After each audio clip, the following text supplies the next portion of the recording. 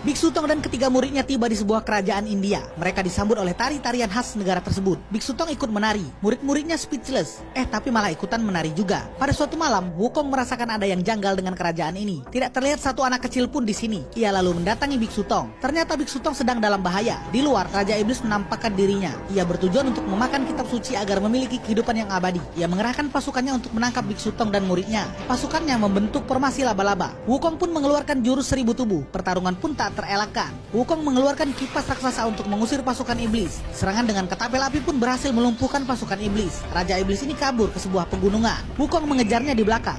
Wukong mengejar Raja Iblis. Ia memanjangkan tongkat emasnya dan menghantam Raja Iblis itu. Namun Raja Iblis itu cukup kuat untuk membalas. Bahkan ia membuat sebuah gunung jadi terbelah. Adu mekanik dua kekuatan siluman ini membuat Wukong terpental ke dalam kerajaan. Wukong marah kepada Biksu Tong yang mudah terpengaruh dan bodoh. Ia membungkus tubuh Biksu Tong dengan kapas. Lalu Biksu Tong membacakan mantra yang membuat mahkota di kepala Wukong mencekiknya. Wukong tutup mulut Biksu Tong agar ia tak bisa membacakan mantra untuknya. Wukong pun melemparkan gurunya ke tempat yang sangat jauh untuk menyelamatkannya dari terkaman pasukan iblis. Biksu Tong mendarat di sebuah kelompok yang dipenuhi para wanita. Ia lalu dirawat oleh seorang wanita yang penampilannya sangat aduhai. Giginya menonjol dan rambutnya pun seperti orang yang gak mandi 1 tahun. Hanya hitungan detik, wanita ini melepaskan kapas yang membekap Biksu Tong. Wanita ini tak bisa berkata-kata ketika melihat ada sesuatu di belakang Biksu Tong. Ternyata itu adalah pasukan Raja Iblis yang mengincar Biksu Tong. Tak disangka wanita ini berhasil mengusir pasukan iblis dengan berputar sambil memegang tongkat emas milik Wukong. Namun di luar sedang terjadi pertempuran yang sangat sengit. Biksu Tong meminta Raja Iblis untuk menghentikan pertempuran. Tiba-tiba ada tembakan bola api datang dari langit. Raja Iblis dan pasukannya mencari sumber serangan itu. Serangan itu semakin banyak. Akhirnya Biksu Tong dan wanita dekil ini berhasil melarikan diri dari Raja Iblis. Tongkat emas milik Wukong bisa berubah menjadi perahu. Bahkan bisa juga berubah menjadi sebuah kapal terbang yang memiliki tenaga turbo. Dua orang ini terbang melintasi bukit-bukit dan tak sengaja masuk ke dalam pusaran hitam.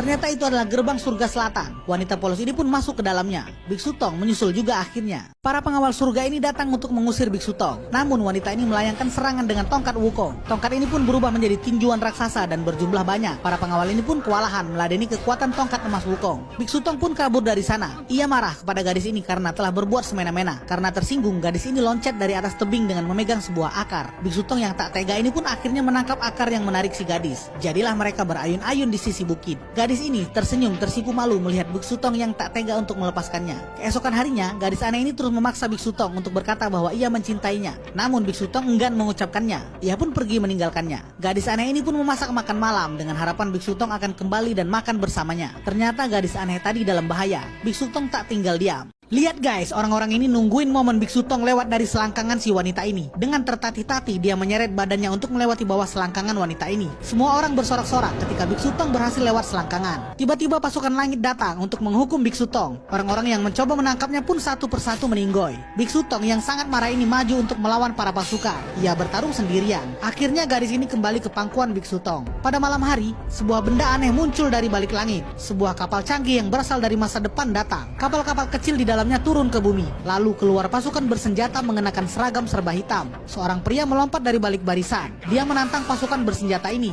Namun dengan satu tembakan, pria ini langsung hangus terbakar. Seorang wanita mempersiapkan jurusnya. Wanita ini bersiap melawan pasukan iblis sendirian. Dengan lincah, ia menghabisi pasukan iblis ini satu persatu. Ia ledakkan mereka. Kedatangan wanita ini terpantau oleh sang ratu dari dalam pesawat luar angkasa. Ia memerintahkan anak buahnya untuk menyerang dengan bom. Ketika bom dilayangkan, wanita ini melepas inti bom itu dan membuatnya gagal meledak. Ia lalu terbang ke dasar tanah dan menemukan tempat di mana Wukong ditahan oleh Raja Iblis. Wukong ditahan bersama dua adiknya Cupat Kai dan Wuching. Kedatangan gadis ini tercium oleh Raja Iblis. Pasukannya pun datang menyergap. Tongkat emas ini pun berubah menjadi senjata mesin yang siap menembak pasukan Raja Iblis. Ribuan pasukan iblis ini pun tumbang satu persatu kena tembakan oleh senjata canggih dari tongkat emas milik Wukong. Di bawah kendali gadis silver ini, serangan pasukan iblis pun berhasil dihalau. Tembakan senjata canggih ini akhirnya mengenai Raja Iblis. Ternyata gadis silver ini masih menyimpan inti bom yang ada padanya dan ia lemparkan ke arah Raja Iblis. Namun ketika inti bom itu dihalau oleh pemimpin pasukan, Wukong langsung menyemprot dengan jet pilot. Melihat kesempatan itu, gadis silver itu mendorong Panglima Iblis hingga mengorbankan dirinya meledak bersama. Ledakan itu membuat Raja Iblis hancur lebur. Ternyata gadis silver itu diselamatkan oleh tongkat emas. Ia berpisah dengan sang putri dari kerajaan langit yang akhirnya meninggalkan bumi. Dan Biksu Tong pun kini meminta maaf kepada gadis ini. Padahal ia dulu tak menyukainya ketika gadis ini masih berpenampilan aneh. Dasar si biksu ini mata keranjang juga ternyata lur. Mereka pun melanjutkan perjalanan mencari kitab suci. Di tengah perjalanan, mereka kembali dihadang oleh pasukan siluman naga putih. Kali ini Biksu Tong yang sudah jago ini langsung melawan. Tanpa basa-basi, ia langsung menyerang.